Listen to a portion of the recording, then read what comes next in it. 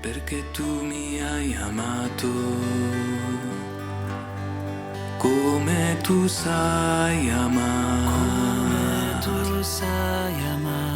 perché ho perso il mio sguardo nella tua inmensità. Continuamos en presencia del Señor y compartiremos este momento de reflexión sobre la victoria de la Pascua. Voy a pedirle al Espíritu Santo su palabra para que nos guíe. Y les voy a leer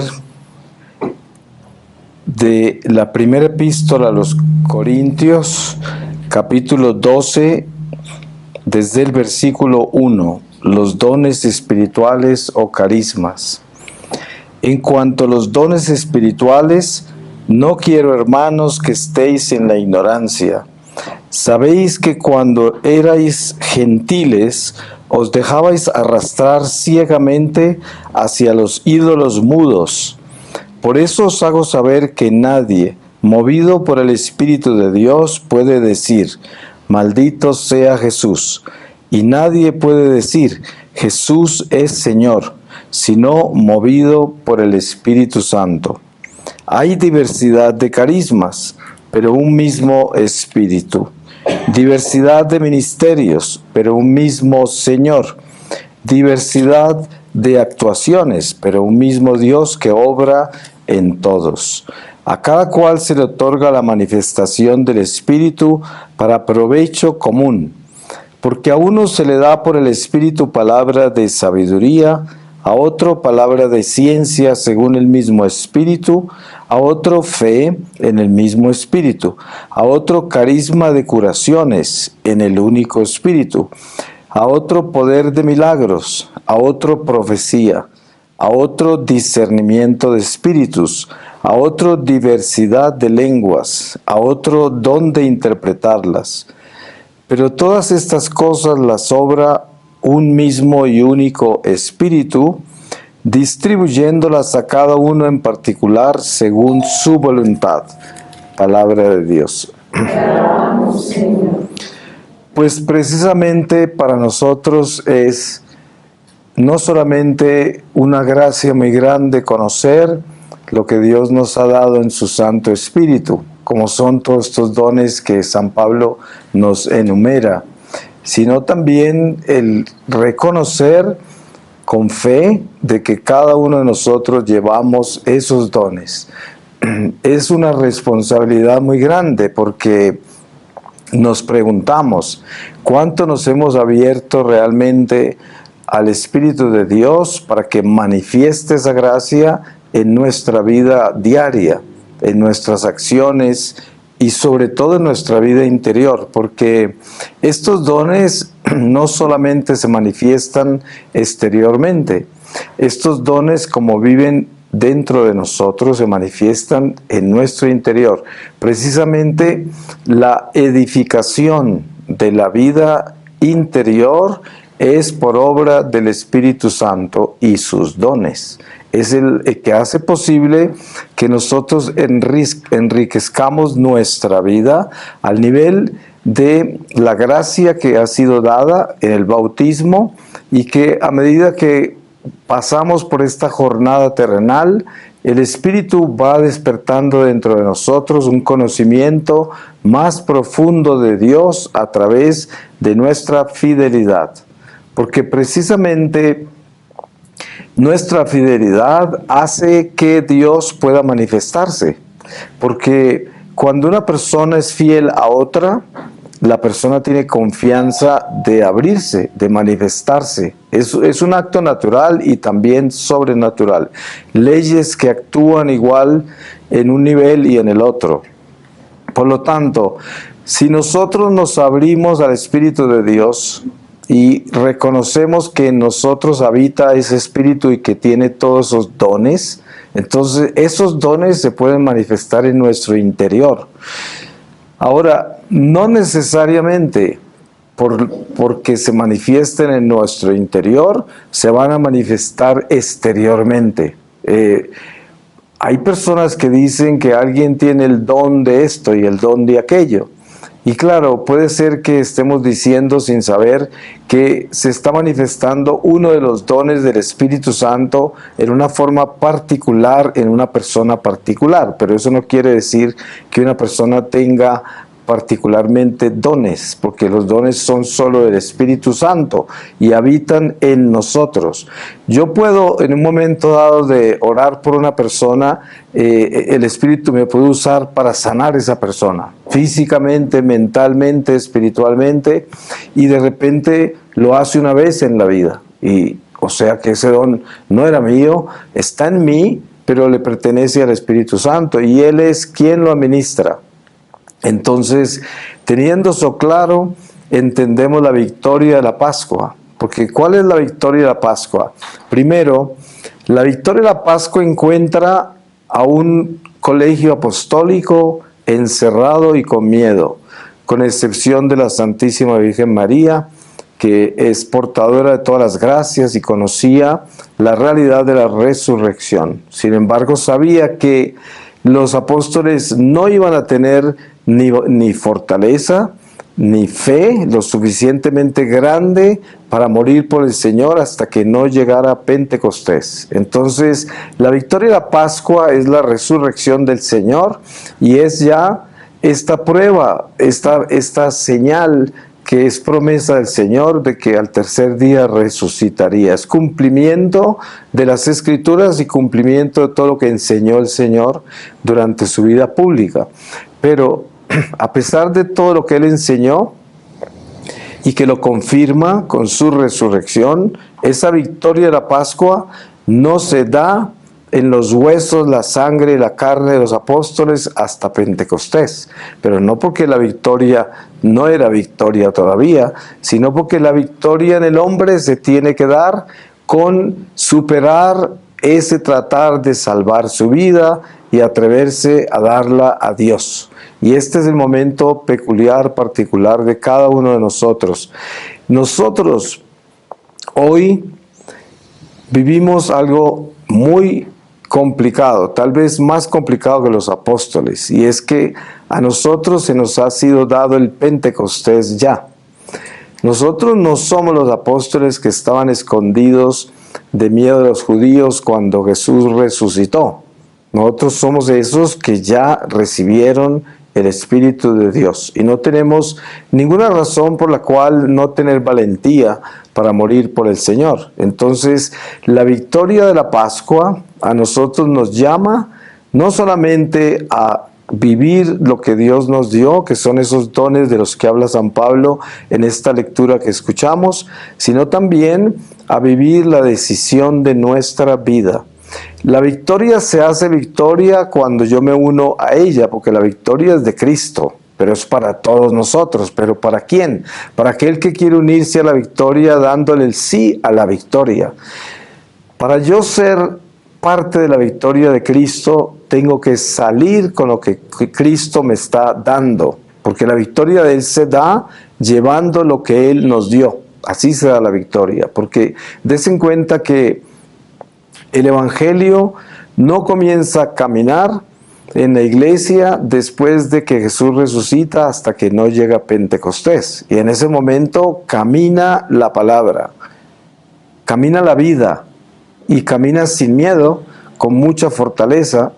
Entonces, el llamado de Pascua para nosotros, vivimos como católicos toda una experiencia de Cuaresma, toda una experiencia de un triduo pascual que nos lleva al culme de todo ese sacrificio cuaresmal que se encuentra con el sacrificio supremo de la muerte y resurrección del Señor, que es una gracia extraordinaria que nos lleva a este momento de reflexión sobre lo que sucedió con la Pascua, que es lo que sucede con la Pascua, que es la victoria de Jesús. Pero desen cuenta que los apóstoles, cada que veían a Jesús durante esos 40 días que estuvo entre ellos resucitado, siempre decían, ¿es ese el Señor?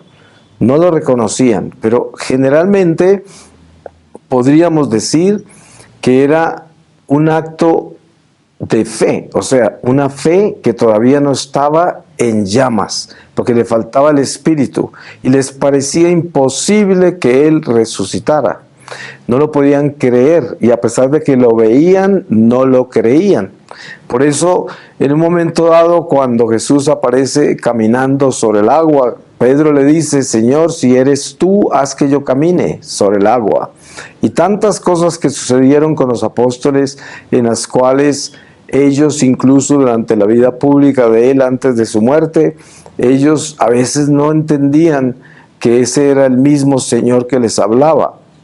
Entonces, hoy nosotros podríamos acercarnos a esa realidad siendo sinceros. Ustedes saben que hay una crisis muy grande en la iglesia hoy, y no es solamente de hoy, es parte de nuestro peregrinar con nuestra humanidad, que es una humanidad pesada, que es una humanidad que tiende hacia las cosas naturales y que huye a lo sobrenatural. Y es conveniente, porque cuando nosotros nos elevamos hacia lo sobrenatural, sabemos que tenemos una responsabilidad de convertirnos en eso. Y a veces la carne es tan pesada, el mundo es tan pesado, que nosotros sabemos que elevarnos a eso es transformar nuestra vida, y no queremos hacerlo. Quizás no lo reconocemos. De repente, si usted está envuelto en situaciones en las cuales usted está responsabilizado de áreas pastorales de la iglesia, usted predica, usted enseña, usted es un guía, un líder, de repente usted se engaña a sí mismo hablando lo que no camina, hablando lo que no hace. Y esto produce dentro del ser una enfermedad espiritual que puede hacer mucho daño. Hay mucha gente que se enferma gravemente por estar predicando cosas que no practica. Eso sucede mucho porque el espíritu necesita una vasija preparada. Para que usted esté hablando la verdad y la esté predicando, su vasija de barro, esta naturaleza humana, tiene que estar preparada. Y si no, usted está haciendo algo que le está dañando a usted mismo. Por eso hay tanta gente que causa tanto escándalo en la iglesia, porque predican, pero no caminan lo que predican. Y este es un mal terrible. Es mejor parar y no hacer eso. Le va mejor. Sin embargo, hoy podríamos decir que si cada uno de nosotros es sincero y tiene un momento perfecto, que sería decir: ¿en qué ando? Esta Pascua, ¿qué está haciendo en mí? Esta victoria de la Pascua, del resucitado, ¿en qué forma está creando en mí ese sentido de peregrinación? ¿A dónde voy? Yo tengo ¿cuántos años hoy? Esos años que tengo son recorrido que yo he hecho con Dios, con la iglesia y con el mundo, y también con el peso de esta carne. Entonces, el resultado de todo esto tiene que ser para mí algo muy claro, una conclusión de en qué ando yo, quién soy yo. Esto tenemos que hacerlo todo el tiempo. Y sabemos que también esto es parte de un sermón viejo, porque cada que se hace una reflexión en la iglesia sobre cualquier estación litúrgica y sobre cualquier pasaje del Evangelio, siempre se está desafiando el ser humano para que se dé cuenta quién es, en qué anda, qué está haciendo con relación a Dios, a sí mismo, al prójimo, y esa es nuestra vida. Y de eso está hecha toda nuestra teología, toda nuestra doctrina está hecha de esa preguntarse constantemente: ¿en qué ando yo? ¿Qué estoy haciendo en este momento? ¿Qué he hecho? ¿Qué pienso hacer? Esta es nuestra realidad existencial y también espiritual, porque yo puedo, a pesar de no caminar en armonía, coherentemente entre lo que hablo y lo que hago, sin embargo, el espíritu de por sí va encontrando esa verdad que, aunque no la habita, está presente y se está manifestando en muchas formas, y de una forma u otra El alma trata de acomodarse a esa naturaleza pecaminosa y rebelde que no quiere encajarse en la realidad espiritual y en obediencia para encontrar la perfección y la santidad. Entonces, sí hay una lucha muy grande, pero al mismo tiempo el tiempo no es nuestro. Y ese es el peligro, porque yo puedo entender las luchas, las batallas que hay en mi vida para tratar de verdaderamente entrar seriamente en una conversión. Y lo puedo entender y estoy ahí trabajando con eso. Pero hay algo que debemos tener en cuenta en medio de esto, es que, ¿qué tal que se acabe el tiempo? Entonces, ¿qué pasó? ¿Me quedé acomodándome?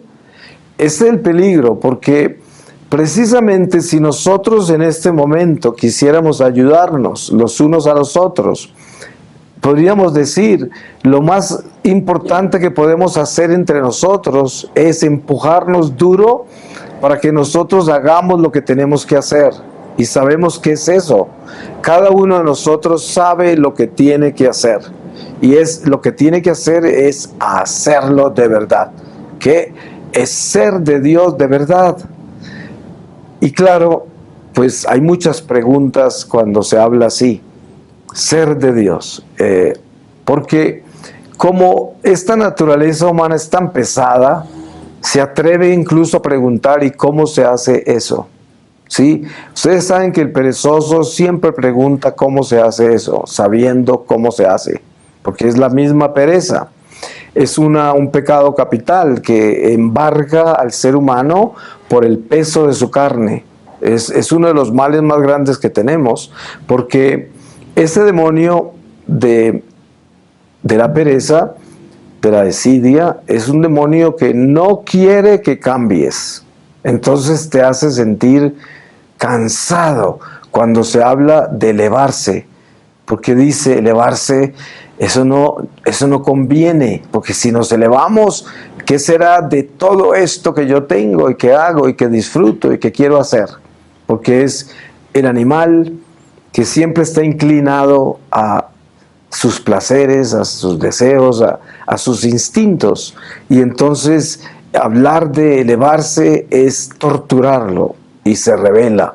Y todo esto ocurre subliminalmente, porque esto no es algo que sea una conversación sincera entre la carne y el espíritu. Al contrario, uno a través de la religión embolata la carne para hacerle creer que no, estamos aquí en la lucha, ¿no? Es muy común oír esa palabra, estoy ahí estoy. Eso es todo mentiras, uno nunca está ahí. Usted o se define o no, pero eso de que estoy ahí, eso es una mentira, eso es pereza, eso no tiene nada que ver, no ha hecho nada, porque no se trata de ahí estoy buscando cómo lograrlo, porque eso es como decir estoy haciendo un esfuerzo por ser honrado, por no mentir, por no matar, estoy haciendo un esfuerzo, ¿sí? Hay cosas que uno no tiene que hacer esfuerzo, hay cosas que uno sabe que son malas y no las puede hacer, simplemente así es. Entonces, lo que Dios quiere y la victoria de la Pascua realmente en nuestro corazón es encontrar ese momento sincero. Miren, yo pienso que es muy triste arrastrar esta naturaleza carnal nuestra con una mentira religiosa, con un vestido religioso que es una terrible mentira, y pasar de estación litúrgica en estación litúrgica, pasar de actividad religiosa en actividad religiosa, predicar bonito, enseñar bonito, dirigir bonito y el corazón pervertido, y nuestra carne toda llevada de toda clase de situaciones que no son de Dios. Entonces, eso va deformando la persona, la va deformando y se le va marcando en su rostro, en sus ojos, en su lenguaje corporal. Yo me encuentro mucha gente en la iglesia, predicadores, sacerdotes, maestros, guías, que veo que se van deformando, porque entre más tiempo siguen de maestros y entre más tiempo siguen de guías y de líderes sin vivir la verdad en su corazón, en su vida, en su caminar, ese vivir así va deformando a la persona, la va cambiando, le va dañando todo. Porque miren que la gracia más grande de nosotros entrar en esa cápsula del Espíritu donde está la luz y la verdad y caminar con eso, a pesar de que vamos a caminar con eso en una forma imperfecta hasta el final, porque nosotros somos unas vasijas de barro imperfectas, pecadoras, con toda clase de limitaciones. Sin embargo, la gracia que está en nosotros se manifiesta para demostrar que no somos nosotros los que hacemos las cosas buenas, ni los que hablamos bien, ni los que enseñamos bien, ni los que predicamos bien, sino que es el Espíritu de Dios. Pero cuando esta vasija está meticulosamente trabajando en ser fiel y prepararse para que ese espíritu que habita en nosotros al actuar no nos deforme, entonces caminamos en armonía y no nos dejamos dañar de la misma gracia, porque ustedes saben que la gracia es exigente. Dios es un Dios de orden, un Dios de orden. Si usted dice, pues yo quiero caminar con la verdad, yo quiero enseñar la verdad, yo quiero compartir la verdad, yo quiero decirle a la gente cómo es que se vive con la verdad, pues se pueden imaginar si yo no la vivo, entonces es un veneno, porque yo mismo me estoy destruyendo con eso, por vivir una mentira, porque es como se pueden imaginar uno llevar la verdad, pero ser una mentira. Solamente piensen en eso para que se den cuenta lo grave que es, lo difícil que es. Yo me encuentro, y seguramente todos ustedes han vivido eso, mucha gente en la iglesia, sacerdotes, religiosos, laicos comprometidos, maestros, lo que fuera, que viven una doble vida. Están en ese ministerio de la iglesia y al mismo tiempo tienen otra vida en el mundo, en la carne, en otra forma. Y se nota pues el infierno que viven esas personas, el infierno, y es terrible, es muy triste, pero esto es lo que sucede cuando nosotros pretendemos vivir en la victoria, cuando en realidad no hemos triunfado sobre nosotros mismos, porque la victoria de la Pascua no se vive sin la victoria nuestra sobre nosotros mismos. ¿Y cómo se vive la victoria sobre nosotros mismos? Cuando yo me atrevo a vivir la verdad también en mi carne y en mi sangre. Es el único momento. Si yo no vivo la verdad en mi carne y en mi sangre, la victoria de la Pascua en mí no da fruto. Y no puedo seguir viviendo una mentira. Pero el peligro no es simplemente que se le mintió a Dios, que se le mintió al prójimo. El peligro es condenarse, el peligro es que se muera así. Porque yo no creo que haya nada más que Dios deteste, que el hipócrita, que el tibio, que aquel que engaña a Dios y engaña al prójimo y se engaña a sí mismo. Esta es una persona en mucho peligro. Y por eso nosotros debemos tener cuidado. Hay santos como Santa Teresa de Ávila que nos reporta en sus experiencias místicas de haber visto niños en el purgatorio y también en el infierno. Y uno se pregunta, claro que no eran niños pequeños, ¿no? Sino que estamos hablando de 14 años, 13 años, 15 años. Así, ella no especificó mucho las edades, pero eran niños. Y de todas maneras, es esto. El Espíritu Santo que recibimos en el bautismo es el mismo para todos. La primera comunión, que es la primera confesión, actúa exactamente lo mismo en todos. ¿Qué quiere decir? Si yo ya tengo uso de razón y conozco el pecado, ya necesito confesarme. Y después de confesarme se me da la comunión para que me fortalezca y pueda defenderme las tentaciones. Es el pan de vida. Ahora, a partir de ese momento que yo ya me confesé la primera vez, que ya comulgué la primera vez, ya tengo una responsabilidad de sentido eterno. Ya no es temporal. Sin importar si tengo 7 años, 10 años o 50 años. No importa. Yo ya sé yo conozco, yo entiendo, y por eso me autorizaron a confesarme, porque conozco el pecado y tengo la responsabilidad sobre el pecado. Y por eso una persona muy joven se puede condenar. ¿Por qué? Porque cuando usted sale de este cuerpo y el alma se presenta ante Dios, termina la edad natural. Usted ya no es ni niño, ni adulto, ni nada. Usted es un espíritu de Dios. Y está ante Dios como esa alma que ya no tiene edad y que está al frente en la conciencia iluminada, en plenitud, con la verdad plena. ¿Y qué hace? Pues ahí está responsable de esa verdad, y no le van a decir, oiga niño, oiga anciano, oiga joven, no, oiga alma, eso es. Y esto es lo que debemos entender. Por eso se dice, el tiempo terrenal es un tiempo de gracia, porque todavía podemos cambiar la vida. Las cosas malas se pueden superar. Todo lo que hemos hecho en el pasado se puede borrar. Ustedes se pueden imaginar la gracia que es esa, de que todo lo malo que yo he hecho en mi vida lo puedo borrar y desaparecerlo del libro de mi vida, borrarlo completamente, porque primero me confieso. Segundo, entro en un estado de enmienda, que quiere decir que ya vivo una vida de reparación de los pecados perdonados. Tengo las gracias de la iglesia de las indulgencias plenarias que acabamos de tener el domingo de misericordia. Y con eso puedo limpiar completamente mi libro si entiendo lo que quiere decir un acto de contrición perfecto. Porque debo entender qué quiere decir eso, para recibir la indulgencia. Pero tengo todavía, durante la gracia de la vida terrenal, la posibilidad de limpiar mi vida completamente antes de morir. Es increíble la gracia. Entonces, ¿qué sucede?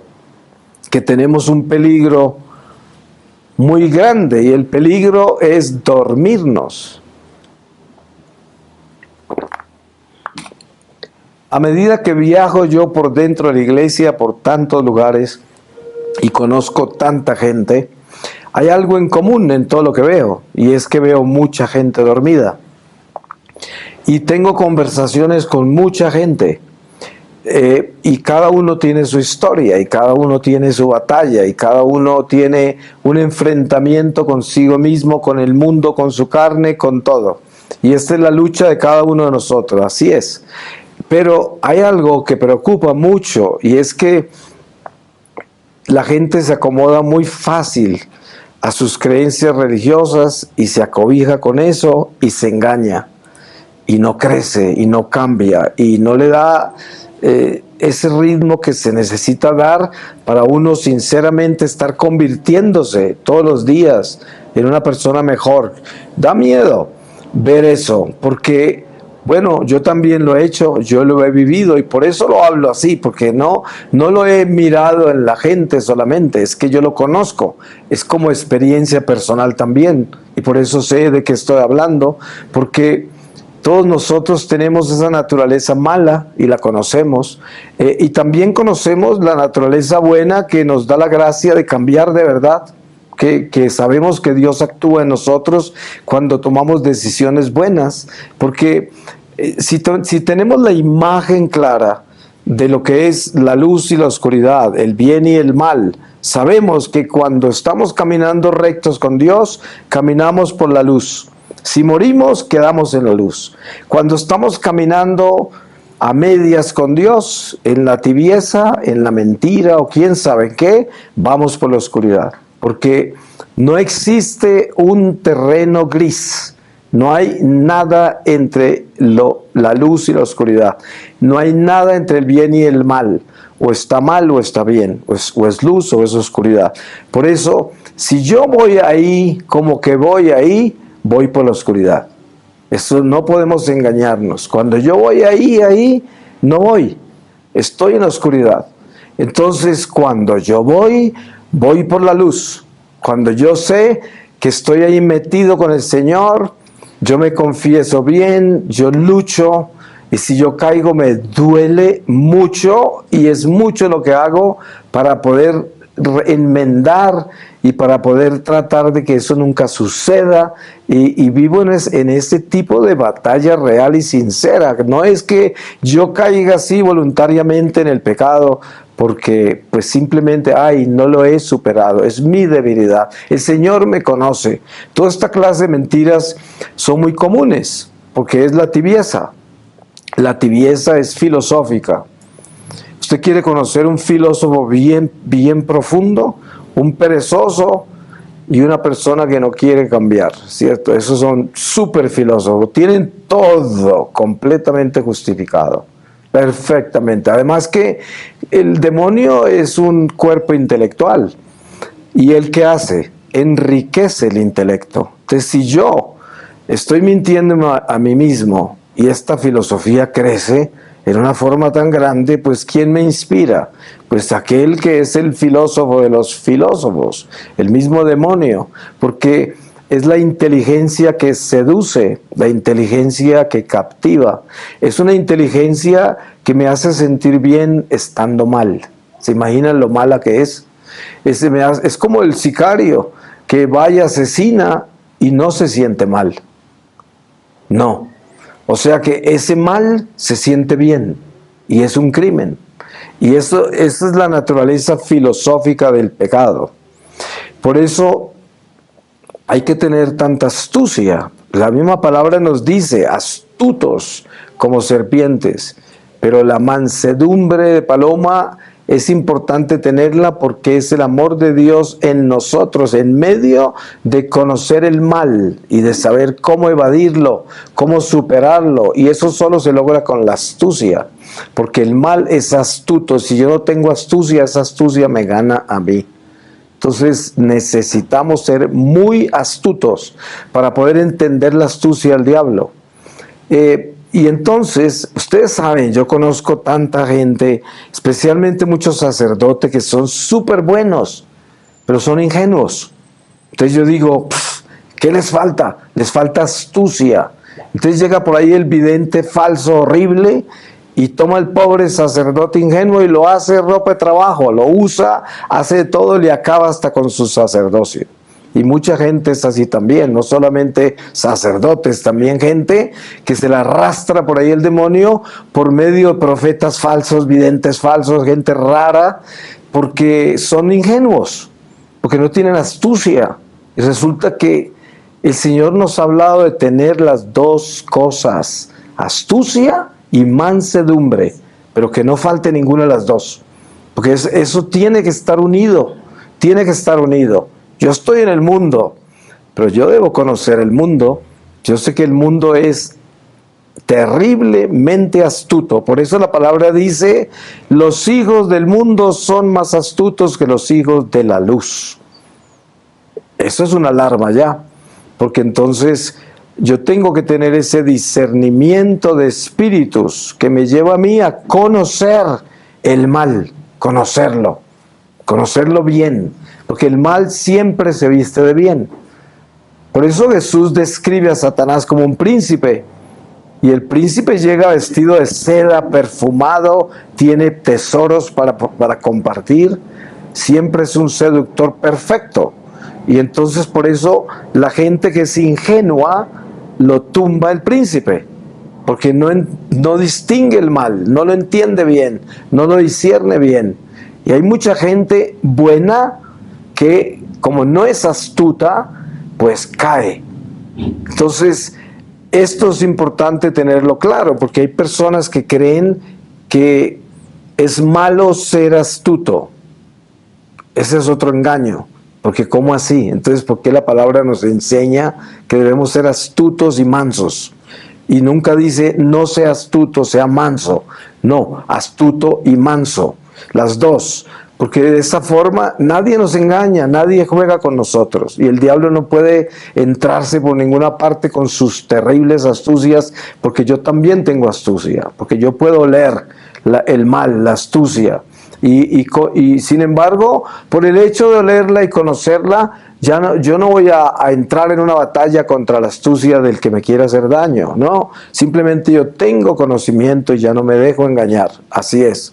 Entonces, le pedimos a Dios en esta victoria de la Pascua, que verdaderamente nos dé en nuestro corazón una luz muy grande para que nosotros seamos sinceros, lo suficientemente valientes para ser sinceros y acordarnos, no engañar la iglesia, no engañarnos nosotros, no engañar a Dios, aunque a Dios nadie lo engaña, pero tratar de hacerlo, viviendo una verdad que se predica y que no se vive.